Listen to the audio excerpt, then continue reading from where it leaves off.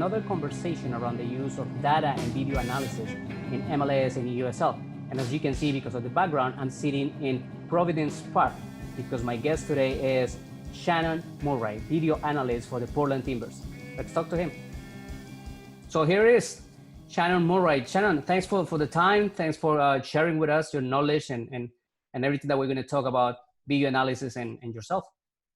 Yeah, thanks for having me, John. Appreciate it. So let's start a little bit with your background. How is that moving from coaching to video analysis? I know you have a lot of experience developing players, academy, T2, so how did it start your love for the game, get connected to Portland and all that? That's a great question. So yeah, my background is obviously I played, as a pro for 6 seasons way back before the MLS existed. So I'm an old guy, but I played for some club north of here that nobody likes to talk about all the time, but and a couple other clubs, but a couple of miles away. Yeah, exactly. But sort of my love for the game in terms of breaking it down and teaching it and all the above started way back when I was in college. I had a coach named Dean Wurzberger at the University of Washington, and this is the early 90s, and he spent a whole offseason with us breaking down AC Milan's old zonal 4-4-2 or Eagle Sachi's zonal defending, and it was such a new thing back then, and breaking it down to every aspect, unbelievable. So it was fun. Yeah, sorry to interrupt, but not at that time, not on video. I mean, you guys did it just watching the games, or it was VHS, and the way to cut it back then was like some archaic thing that I would even be able to explain, but it was VHS tapes. Exactly. It was so those kind of conversations on a table with salt and pepper as a players too. Very much, and old school chalkboards, right? And putting them up there and marking an X and an O and talking through it the whole time. So, I think I've been asked a few times, kind of where my love for that started. And that's really the moment. I think I always knew about it before, but that was when it really sort of sunk in that I really enjoyed studying the game like that, breaking down that deeply. Right. And then, of course, you worked, your way through the licenses and coach and with academies. And during the academy, you see, nowadays it's kind of different, and we're starting to see this wave of technology and all that, but there wasn't much of a video analysis, right, on the academies where you were coaching? So it was different. And I think, for me, my background, in terms of how I kind of go through my work now really starts with not only breaking video down, but also doing it from an educator standpoint and coaching education. So as I worked through my own licenses and got my A license and all that stuff years and years ago, I got invited to be on US Soccer's national education staff, coaching education wise. And so I taught courses, and through those really got heavily into methods of teaching and how adults learn, how kids learn, and different ways to present ideas. So that they learn not only what I'm attempting to relay on to them, but for them to learn it quickly and recall it quicker. And those days in the academies, things like that, to be able to put those sort of methods into place or test them out and learn and try and fail and try and get better at that really was beneficial at those points in time. Yeah, I'm going to open a little parenthesis here for a question that it came to my mind, talking about the development and the education of players here in the States. I was talking with a coach and an analyst too, and that he used to work here in the States, and now he's in Europe. Okay. And he was comparing, especially players, and he was saying that the American players sometimes rely too much on what the coaches tell them. So it's more like a lot of elements for you to take this decision instead of a lot of tools for you to take the best decision. Is that right? Quite right? I think that's you couldn't say it any better. If you think of most American sports in general, they're very coach driven. Basketball, and then they drop plays, right? And they call it timeout to try and exactly get the play. You got to run here, run here, run here. Football's the same way, right? And so Americans as a whole, maybe kids as a whole, grow up with that sort of mentality, whereas soccer is what makes our game so great is our time is during the week with them, and then we put them out in a match on the weekend, and they have to learn how to make decisions. And like you said, give them the tools to make the right decisions or better decisions as the match goes on. And that's really what we're trying to get across to them and teach all the time is that ability to make decisions and why they're making that decision. And I think, your friend probably stated it very, very well with the American players. We got to continue to more and more teach how they go about, a 90-minute match, making the right choices. Right. And in that sense, this, way of technology and the video analysis and probably the organization of the MLS academies, the T2, the teams that the MLS had now in USL is helping to develop that on players? Yeah, I think so. But I also think obviously the more technology we have at our disposal, the better, right? And so whether it's analyzing ourselves and our style of play, our game model, how we're trying to accomplish things, but also comparing it against groups that do it at such a high level, it's hard not to learn from, right? The Liverpools these days, the Manchester Cities, the Bayern Munichs, the Barcelonas, the Real Madrids, blah, blah, blah, right? And you can go through them and compare our styles, our models, and some of that technology allows us to be able to access that stuff quicker and access that stuff or the exact information on a more regular basis. And so it definitely helps massively. These kids have just things at their disposal, and then for us to be able to literally just send it to their cell phone right now is a technology that's just amazing, right? And even during these times with the COVID-19 pandemic that we're going through, the ability to do work with our players this whole time through Zoom calls and through other resources that we wouldn't have had that opportunity to do, just a few years ago. So. Right. It is a massive help. It's a learning tool, but at the same time, then we also have to apply it once we get onto the pitch and get onto the soccer field and be consistent. Yeah, totally. And just linking this with your background, you were an assistant coach with the T2, right? Well, correct. It was all this part of that, main way to go out business with T2 too. I mean, getting them video and comparisons and all that. I think my background's always been in coaching for the most part, right? And so the video analysis, some part of it is sort of something that's come along through coaching. And then there was a need.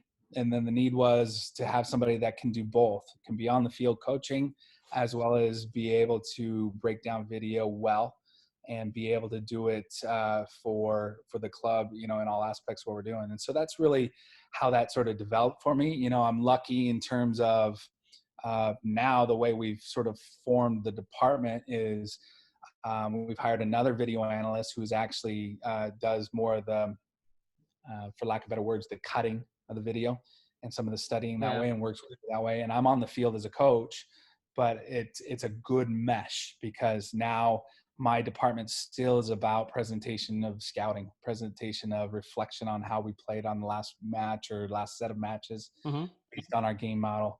But now I have more resources at my disposal to work quicker and to be able to work and provide more information for our players. So that mesh of those two skill sets for me, I think has been a huge plus to be able to be a coach yet still have this skill set with the video analysis part has has allowed me to be where I'm at today. And it came let's say with all your education through the coaches licenses and through your coaching career.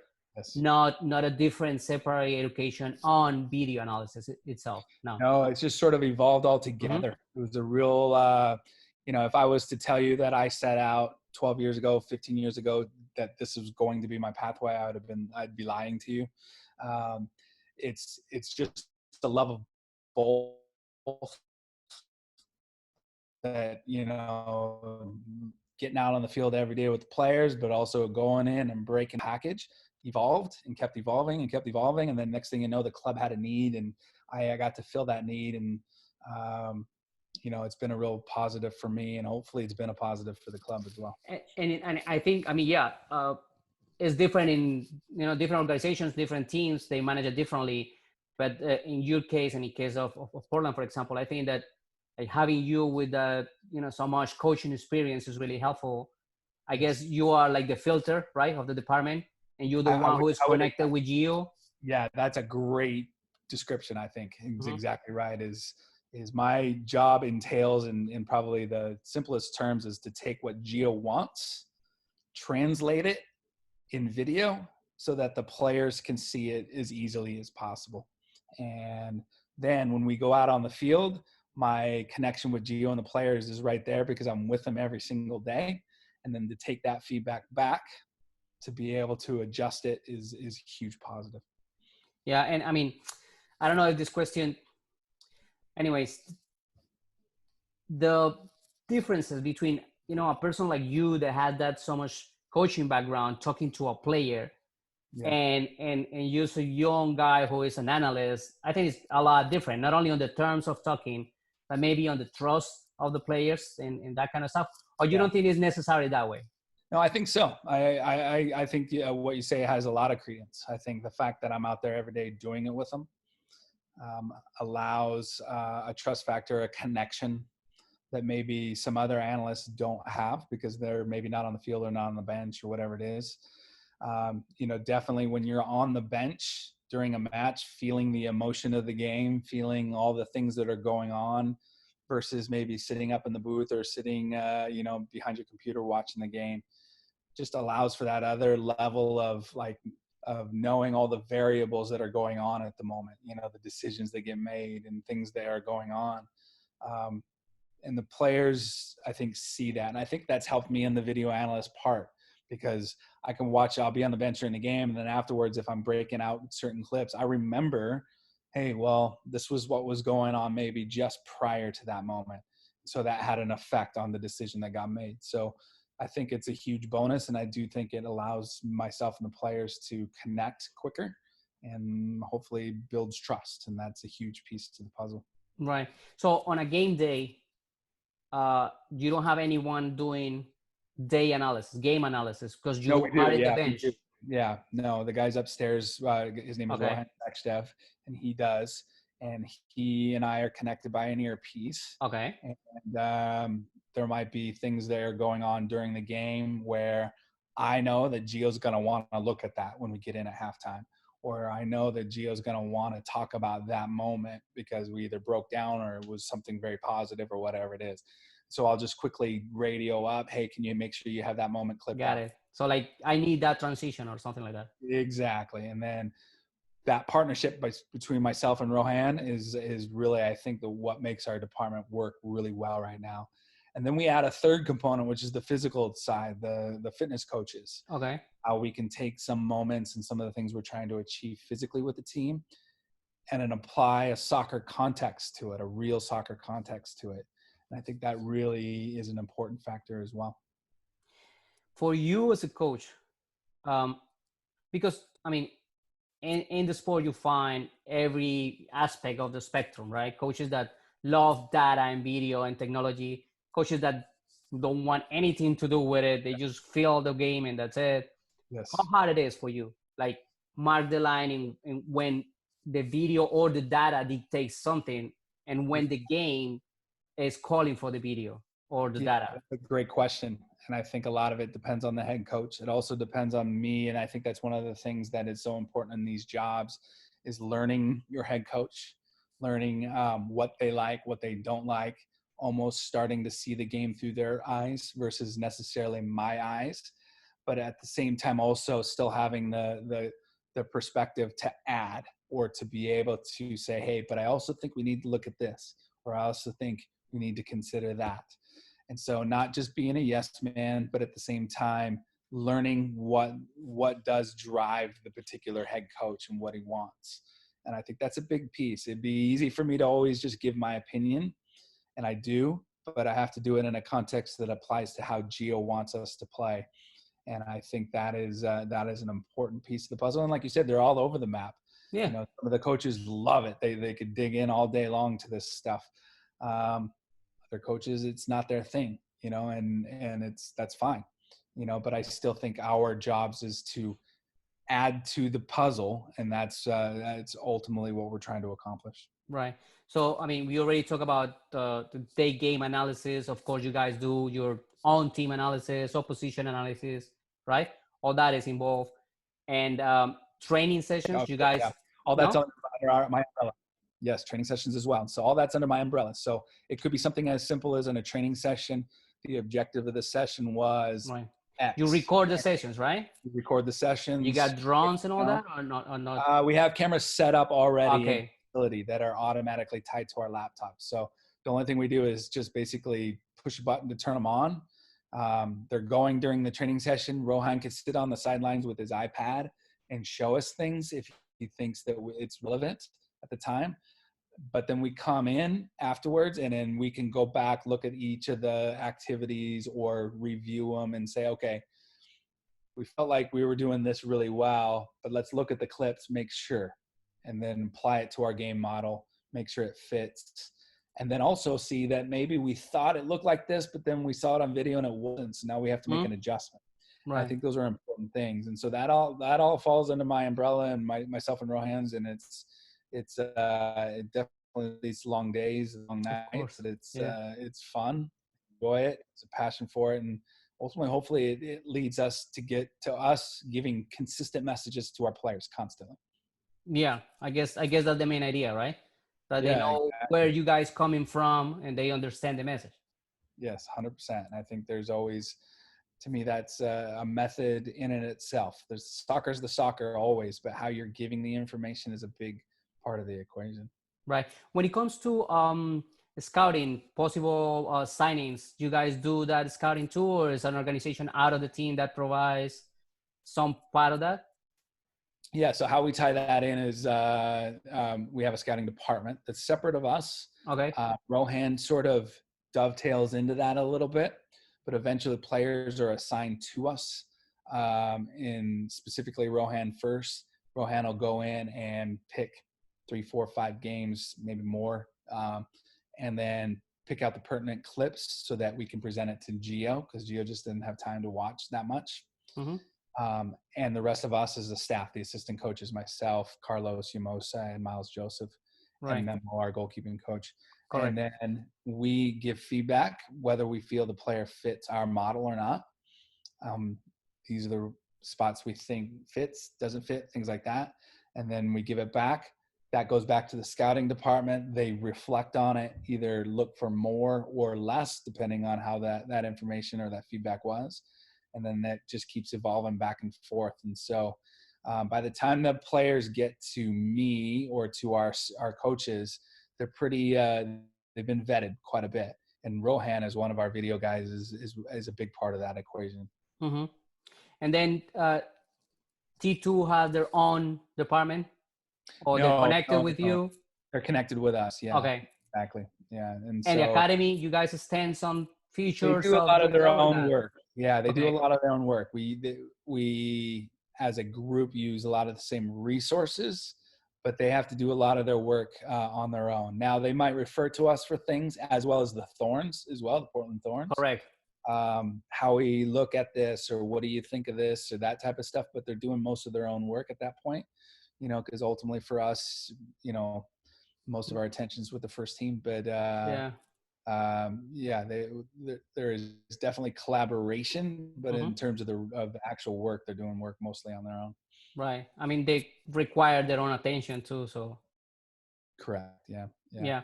Now, with Gio,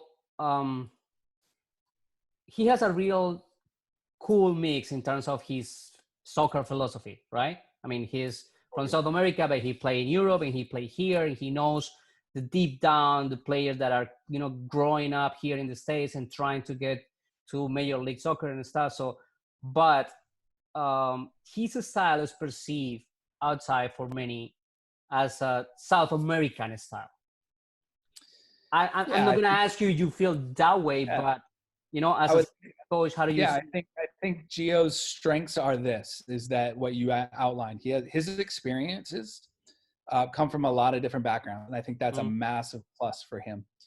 Being able to relate to the South American player, being able to relate to the American player and the European player, and so his ability inside the locker room to relate to all those players and gain the respect of those players because of what he did as a player as well is a massive factor. And that's a huge plus. And he's really good with that. And he's really good with handling the players. I think ultimately, though, most of his background is from South America in that respect. And so a lot of the things we do have that sort of influence to it, but not without other influences. So I wouldn't say his style on the field coaching is one or the other. I think he's picked from everything, Right. and he refers a lot about some of his coaches in the MLS that he played for and what he liked and didn't like. And so, I think he's tried to use all of those experiences as opportunities to draw from and develop his own style from that. And yeah, it has a lot of South American feel to it, but at the same time, there's a lot of different stuff that's intermixed in there. Yeah. And how much do you feel is coincidence or is part of a process that coaches like Gio and other coaches that came at the same time or after him to MLS, like Dome Torren or Patrick Vieira, Guillermo Barros, they're bringing differences to MLS, and at the same time, you're seeing more video analysis, players involved, Yeah. and advance on the way that approaching the game. Yeah, I think it says a lot of from two aspects. It says a lot about the league, the development of the league as a whole, right? I think there was a few years ago that you might have argued that most of the foreign coaches come to the MLS and struggle. Now I think it's quite the opposite. You see these guys are coming in and they're adding to the league. And so I think that's a good sign for both. It's a good sign for our league. It's a good sign for the level of the players that we're currently getting into our league, both development wise, as well as recruiting in as star type players. So I think it's a good evolution of what we're doing. And then with that has come more technology, more experiences in using the technology and how it can help our situations. And so now you see the style of play and the quality of play is increasing massively. And I think it really has over the last 4 or 5 years. It has really gone up in a lot of different ways. And so, yeah. And now I think you're seeing differences in styles just within the league in terms of the way teams play, which I don't think you saw 5 to 10 years ago.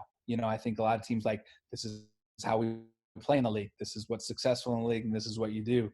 Now you're saying, a little bit different flair in San Jose now, a little bit different flair in Atlanta, both with Tata and drawing a blank. But anyways, all the things that are coming into the league have helped. And I think it's just making the league better that way. It helps us, challenges us on the scouting side and preparation side, because each team's now different. It challenges us to get better. And we're also learning more. So we're seeing more things that are happening with different teams, and then we're picking little bits and pieces out of those things, and that only helps us out as well. And for you as a coaching staff, and when you are analyzing a game, it's like a candy for a kid, right? I mean, this is like, I want that sweet. There's no doubt. I mean, it's just no different than watching. Got up Saturday morning to watch Dortmund and Schalke. Right. The Bundesliga game in the morning, and I was craving live soccer. And I was like a kid in a candy store rewatching or being able to watch, live game, but also a couple groups that I enjoy watching anyways, and watching Dortmund and how they go about their business and how, in a big rivalry match against Schalke. And I think, it's like a kid in a candy store. I've had access to things that 7, 8 years ago I didn't have as much access to, and it's only helped me out massively. Yeah, definitely. Now, we're talking about these days and the circumstances that we're living in. How hard for you guys is the job these days? How much of a craving for the players is for video to watch themselves and watch comparisons and study the game, that kind of stuff? Yeah, it's been the challenge in a lot of different ways, hasn't it? Every single player and everything, single coaches' situations are all different. What's going on in their households is different. And now they're having to spend a lot of time in their households, which is a good thing. It's not it's a time of the year that normally we don't get to spend with our families this much. So that's been a positive, but we've also always had the outlet of going to the facility or going to the stadium or traveling, going to the hotel and being with each other and doing the soccer thing. And, definitely hasn't been a balance in that respect. The video part has been, we've tried to take it as an opportunity to not only spend more time on the video because of Zoom and all the things that we're so forced to use, but just to overanalyze ourselves, and sort of scout ourselves and self-scout, compare it to the model that we thought we were putting in place, and continuing to make tweaks and having good conversations with our players and involving them in that process, where when you're in the day-to-day aspect of training and preparing physically for a game as well as tactically and all the above. Now we don't have that as much right now. And so we've gotten to spend a lot of time in conversations with the players and throw clips up against them and say, what do you think? Right. And it's, I think, allowed us to learn more about our players, gain more of a check for understanding of what they're seeing, as well as all, sort of help us improve ourselves and our product. And hopefully when we get back to the real business, it's only put us that much further ahead in terms of what we want, and the players see it more. Right. And you guys, I mean, you have a really nice mix of players, not only because of their talented and really good players on the field, but they're really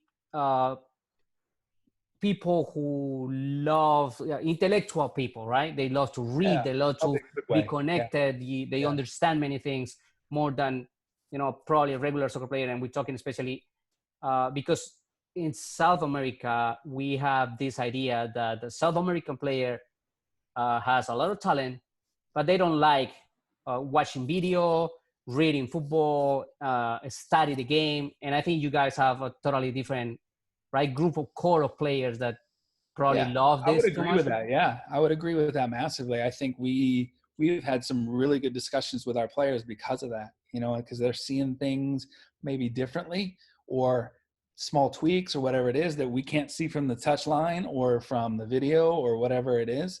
And that's added. And the fact that we have players that have bought into that a little bit and enjoy that part has only helped the conversation, and to be able to, and we have a lot of players that I don't think the public would really realize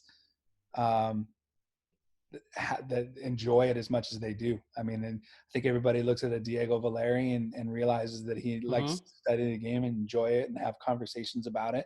But we got plenty of others that maybe people don't realize, like a Diego Barra, who is real quiet, right? And he comes across a little bit differently, but he loves to talk, and he loves to talk a lot more than people realize, and he loves to talk the game, and he loves to discuss it. Or Seba, no? Seba Blanco. Seba's another one. Exactly. Seba's very, very outspoken in some of our video sessions, and it's very good. And it adds a good perspective to what we're trying to build. And to have your best players be those guys is a huge piece as well, and, if your best players don't buy in and don't think a whole lot of it, and maybe all that stuff, maybe that rubs off to the other players differently. But because our best players are that way, and, Luis Maviala and, both our goalkeepers, and Steve Clark and Jeff Hattanella and all those guys are all in that boat. And I think that just rubs off to the rest of the group, especially the young guys, of how important this piece is. And it does help our atmosphere and our meetings for sure. Yeah. And now all these activities and the balance of this time away from the field, how do you can get perspective of this, knowing that, again, you guys have another season that is zero close to normal for the fourth year. Yeah. How crazy is that? I think there was something said. It might have been Merritt Paulson tweeted yesterday. I think he did, yeah. Something of like, he said in one of our preseason meetings, like, finally we have a normal season. And I remember even saying that, like, myself to friends and family, like, wow, to have a normal season, what's that going to be like? It's been so long. And for it to not go that way has been crazy, and like almost like makes last season even look easier. Yeah, I mean, I think that's the challenge of everything. Even in the normal seasons, when they do happen, challenges come up that you have to tackle, that you have to come together. Hopefully this is bringing this group closer together in some fashion, in some way, bonding us. Maybe it's more of this, somebody's out for us all the time, just won't let us have a normal season. But either way, hopefully we can use it to a positive, when we get that chance. But gosh, it would be nice to have a normal season at some point. Of course. Yeah, at some point. Something totally away of this topic, and how concerned are you guys? Because watching Bundesliga during the weekend, for example, um, it looks like players were worried about going all in. Probably worry about not being injured. Already some injuries to start. Yeah. So how you guys, are worried about that? You don't think it's gonna affect you guys, or? Hard to say, to be honest. It really Mm-hmm. is. I think first and foremost for all of us, we're always going to be worried about our health and safety, for our players, families, for our coaches and our families, all the above, right? And I think that's the first and foremost piece. How it relates to the soccer, I think that's just going to be a slow process of just getting comfortable with it. And hopefully we hear good news about the Bundesliga this weekend and how things went in terms of the health side of it. We realize that we've had a 2-month break, so to be able to jump right into the level of competition we were at when Not gonna happen. break, it's not going to happen. It's going to be a process, and I think if we can take it from that standpoint, we'll get there. But we all are anxious, and the fact that we're going to get into games that count, whenever we do get to play games, is going to be a part of the process. So how to balance that with the safety of the players is going to really be something that we have to make sure we take into full account. But it's unfortunately not the same world we were working in 2 months ago, but it's something we're talking about every single day for sure. Yeah. All right, Shannon, three more, and thanks a lot for your time and again No for share all this with us. If you can highlight three elements, tactical elements from MLS that you will say this identify the league. There's this prejudice that the league is just long balls, speed, right? Contact, which is not. For people who follow the league and watch the games, understand that it's not happening anymore. Maybe it was at some point and it had their reasons, but today is a totally different game. What would you highlight of the game of today in MLS? Great question. I think for me specifically, if you look back at the groups that have won the cup in the last however many years now, I mean, you could probably even go back to when we won it in 2015. When the games are elimination games, the games that count, the games that are at the end of the season, that it's a win or lose type of atmosphere, or it's a competition to move on to the next round or level. You see all of the groups become more pragmatic at that point. So example is you look at Atlanta United and the team that beat us in the final just, 2 seasons ago. Yeah. And you look at that group and everybody looks at that group as this all out attacking team. And they have so many good quality players going forward. And they do. They're a handful to deal with in every way, shape, or form. But even with Tata in that group, you look at the last month of their season and then you look at them throughout the playoffs in that particular season. And even in the game against us in the final, they only got 9 shots off in that game. And they became much more pragmatic. They've got much more tactical in terms of making sure that they didn't make mistakes, but they were also still doing it with the right attacking mentality at the same time. You look at Seattle last year winning, especially the game that they played away to LAFC in that Western Conference final. It was such a great game, right? And even in the final, there was large portions of that game where Seattle didn't play well in the final, but they didn't really give up a whole lot either. And because of that, they eventually got their moment and they were able to take advantage of it. So I think the league from a tactical standpoint has really grown, and it's grown to understand how to get through a 90-minute match and win it, and especially win it in the times that it counts. And I think that's a huge piece. The second piece that I would say to that question is, this is more of a personal belief than anything, is wing play, especially the wingers. I think the more they play on both sides of the ball, the better your group does overall. And if you watch back to like Atlanta United's perspective, things like that, the more that those players that played wide, for us, Sebastian Blanco, when they do things, when we went to the final 2 years ago, Sebastian Blanco was the best player for us, not only attacking wise at times, but he also did a lot of defensive work for us.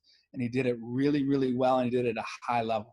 And you look at our playoff game in Seattle where we won in penalty kicks in that day, and the defensive work that guy put in off the ball or when the ball was not at his feet was on another level. And when our players do that and they buy into both sides of the ball, the quality of play goes up so much. And if you look at some of these big groups, the Liverpools, the Atletico Madrids, the Manchester Cities, you watch those players play, and some of the best and highest paid players in the world, and they're playing on both sides of the ball all the time. And I think that's been a real evolution of the league over a while. For a while there, it was sort of like, well, we're the attacking players and you're the defending players. And, when you guys win the ball, give it to me, that type of thing. And it's been a very big evolution of the league, I think, over the last few years. Right.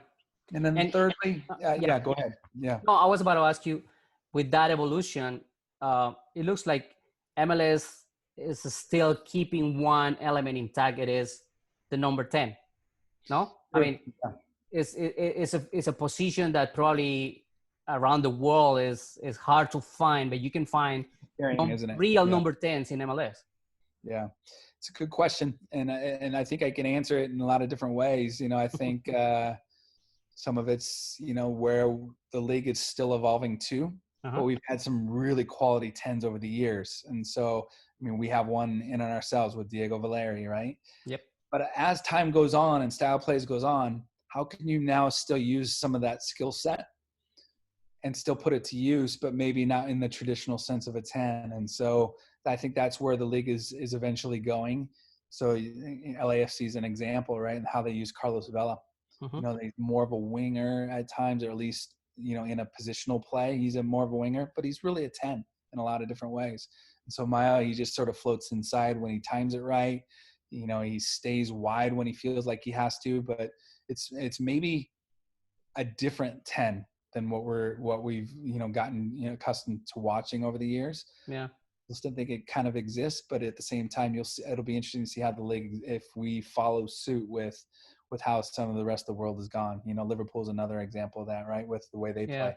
Totally. With the 10, right? And so, we'll see where we go with it. Yeah, and in that sense, do you think that the 4-3-3 is establishing like the favorite in MLS or not? Not necessarily. It's a good question. I don't know if it's I don't know necessarily yet. I think you look at Seattle with Nico Ladero, right? And so he's a 10 style player. Correct. So they're still playing more of a 4-2-3-1. Although I think their game against Chicago early in the year when Nico was in the game, they were very 4-3-3 like in that game. So, it's hard to say. The successes of the Atlanta United and more of a 3-4-3 is going to be interesting to see if that's where the league goes. I mean, with success breeds sort of people trying to copy it, right? And so I think if an LAFC breaks through and wins it, or Sporting Kansas City or someone like that does, then maybe you might see more trends go that way. But I still think we have a balance back and forth and a lot of different things we see in the league right now. Yeah, it's a mix, and really even you can find teams that change a little bit and tweak, right, those systems depending on there's teams that play their way, and there's teams that adapt to every single opposition. Yeah, I would say we probably fall in that category a little bit, don't we? Where we might, depending on player availability and things like that, we might tweak things to make it work for the day. Still not getting away from who we are, but at the same time, maybe a particular player's skill set more suits this or that, and it's something that Gio doesn't shy away from. That's for sure. Yeah. Well, Shannon, thanks a lot again for the time, for all the knowledge, for sharing all this. Yeah, I'm gonna let you go with this one. How sweet it is to drive those miles and win. Oh gosh. 100%. We can't wait to get that done, right? So every single day I'll take it that way. Even for you, that you dress with those colors at some point? Oh, well, yeah. All right, keep yourself up out there. Yeah. Thanks a lot, okay? Thanks again. John, thanks for your time. Appreciate it. I appreciate it. Thank you.